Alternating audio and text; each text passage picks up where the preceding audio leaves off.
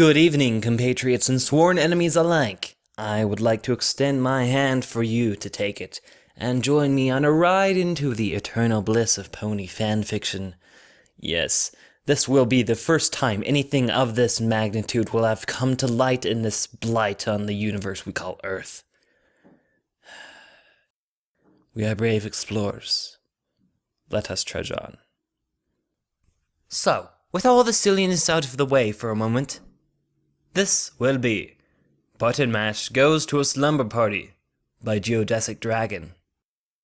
Oh, and by the way, this room I'm in has terrible reverb. I apologize, but I can't go anywhere else. I'm not at home right now, and this house is weird. This is the best room that I can find. Anyway, let's get to this story. Button Mash Goes to a Slumber Party by GeodesicDragon. Version 2.1. Aside from the soft sound of hoofsteps on carpet, the only other sound in the small room was an incessant beeping. In one corner sat a small brown colt, his gaze firmly locked on the contraption he held in his forehooves. His eyes began to widen in eager anticipation as his mighty warrior prepared to deliver the final blow to his malevolent foe. Or he would have, had the device not been taken from the colt's grasp by a cream-colored forehoof. "No, Button Mash," a mare said softly. "You can play with your JoyBoy when you get home from the sleepover." "It's not a sleepover, Mom," Button grumbled. "It's a slumber party, and I don't even want to go, because slumber parties are for girls." He made a reach for the JoyBoy, only to be thwarted when his mother held it up and out of range. "Yes, and those girls are the only friends you have," she replied sternly. "Now, unless you want me to lock this away, you will go and enjoy yourself." She put the JoyBoy on a high shelf inside. "Those 3 fillies seem to really like you, Button, and all they want to do is spend time with you. Is that really too much to ask?" "Yes," Button said, not missing a beat. "Well, too bad," his mother replied. "Now come on, we're late." With that, she put a saddlebag on her back and left, dragging a protesting Button Mash with her. She left the house and walked along the road, ignoring Button's cries of anguish. "Mom, stop!" he pleaded. "I'll do anything you want. Wash the dishes, cut the grass, do the shopping, fold laundry, spend time with Grandma. Anything. Just don't make me do this!" His mother rolled her eyes and sighed. "Nice try, Button," she replied. "But we both know that you don't want to do any of those things either. Now please stop struggling. We're almost there." The smell of apples entered Button's nostrils as line upon line of trees stood majestically as far as the eye could see, swaying gently in the breeze, although Button saw them as shadowy figures who were taking great pleasure in heralding his impending doom. As his mother opened the gate, Button quickly grabbed hold of the fence post and wrapped himself around it. A weight leaving her back at first brought relief to the mare, but that relief soon turned to irritation as she saw Button clutching the fence as though it was its father, back from one of his long business trips. "Button," his mother snarled, If you don't stop acting like a baby this instant, your JoyBoy will never see the light of day again." "That's a risk I'm willing to take," Button shouted. "I'd rather lose my one true love than be forced into such embarrassment." "Your embarrassment?"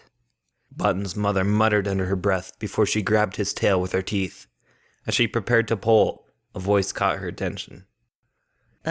Button, what in tarnation are you doing?" Applebloom stood nearby, watching the scene with a small smile on her lips, while Scootaloo stood next to her with a forehoof clamped over her mouth, an action which was failing to suppress her giggles.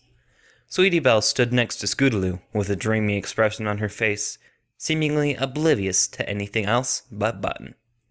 At the sight of the 3 fillies, Button quickly disentangled himself from the post and stood in front of them. He polished a forehoof on his chest and held it out in front of him while he adopted a neutral expression. Nothing much, he replied. What are you doing? We were waiting for you, Scootaloo said, in between further bouts of the giggles.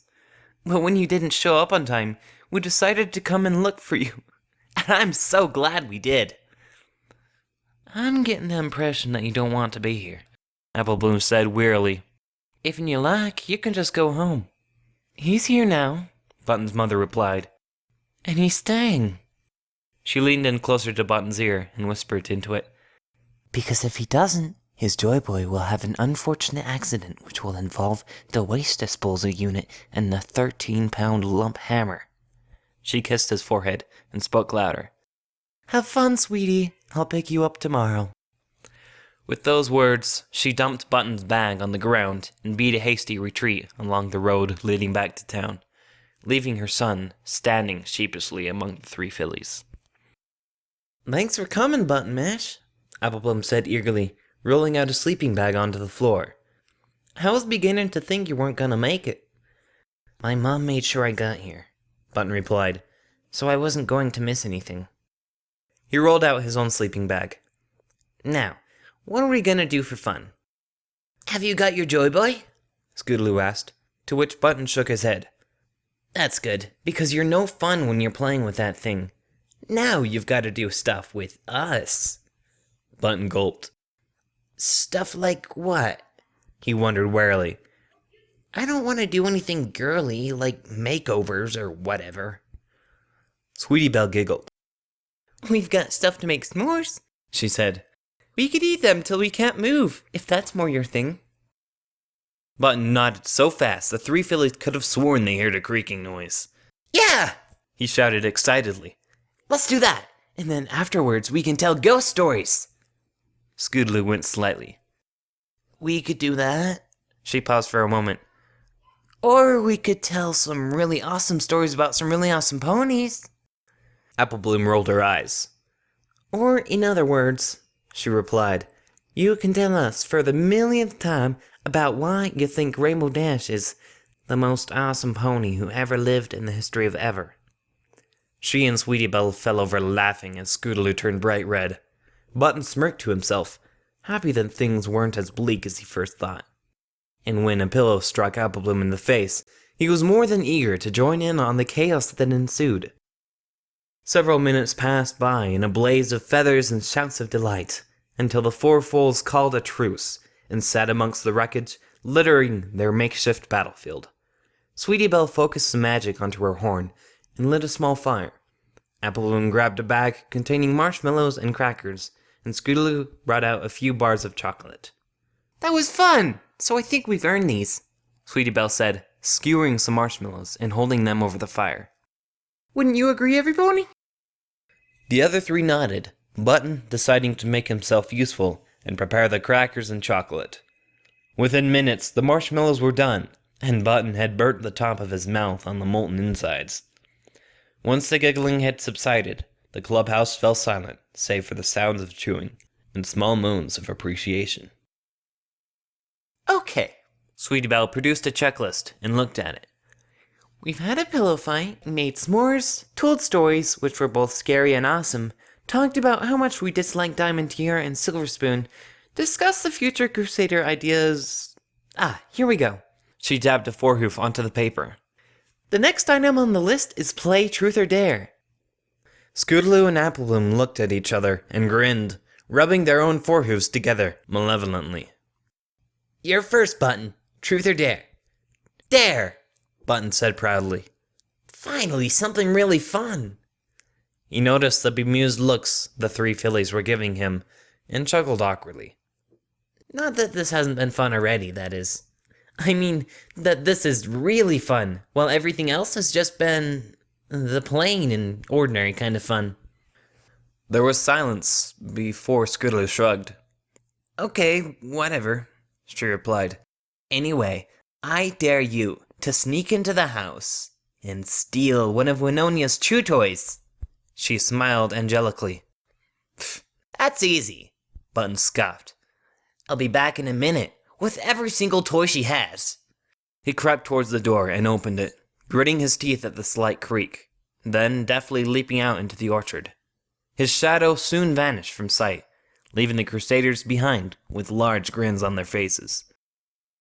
"So," Applebloom said nonchalantly, "how long do y'all reckon it'll be before Button realizes Winonia ain't got any chew toys?" Scootaloo tapped her chin with a forehoof. "I say half an hour," she replied, "and I'm willing to put 5 bits on that." "Oh yeah?" Sweetie Belle said. "Well, I bet 5 bits it takes him 45 minutes to realize it." "And I bet 5 minutes it'll be 15 minutes," Applebloom interjected. "Come on, girls. Button may be a bit soft, but I highly doubt he's that stupid." The door suddenly swung open, and Button entered, closing it discreetly behind him.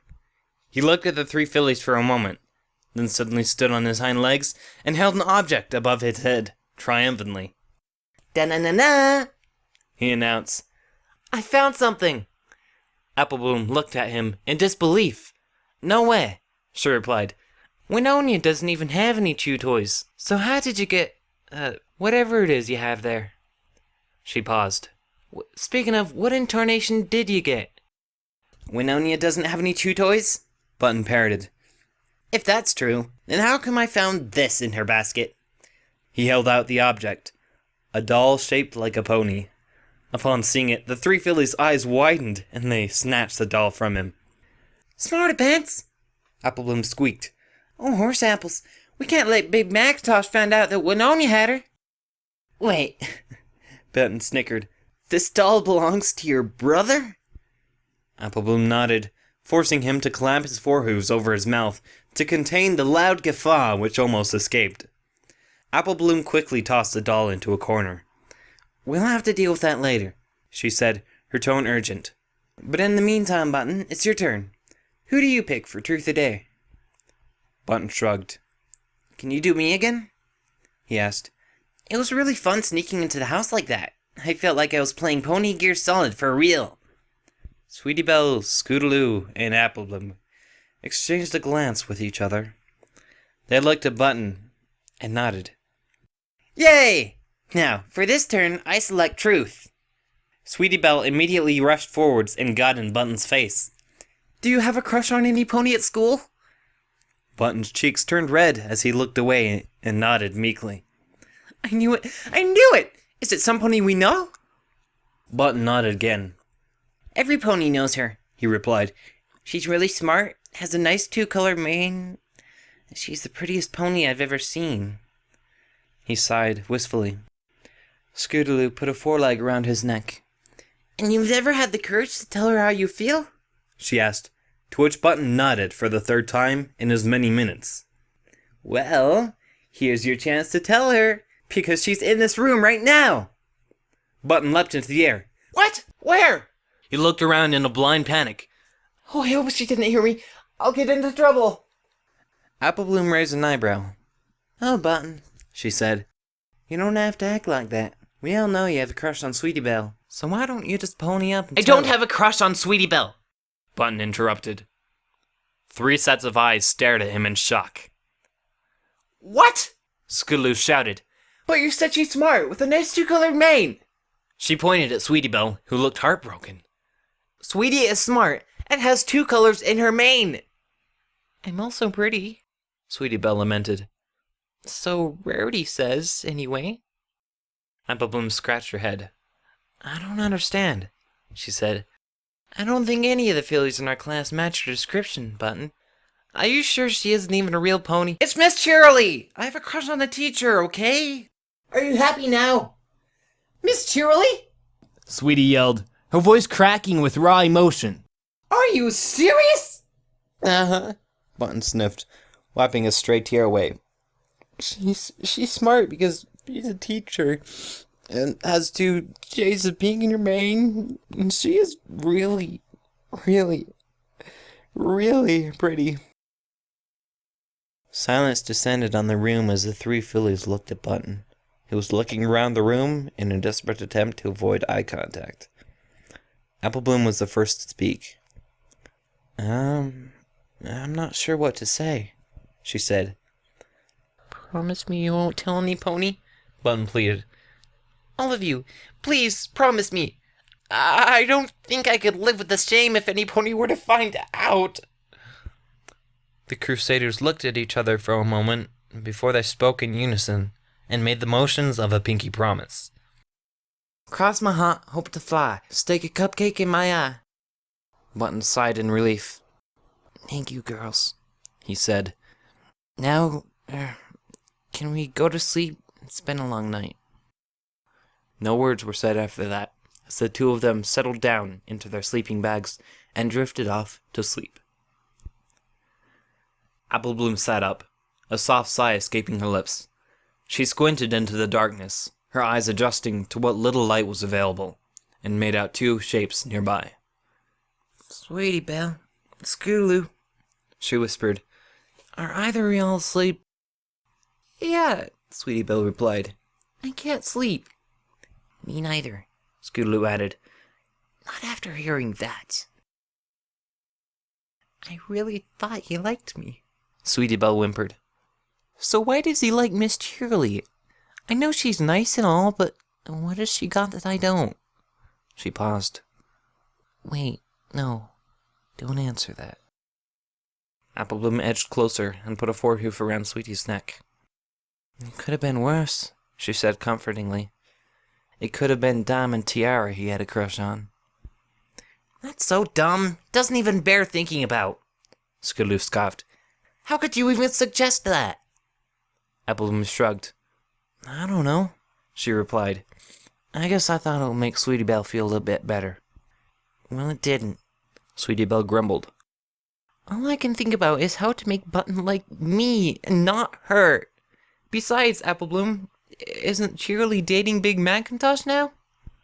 Yep, Apple Bloom said, her nod barely visible in the fading light.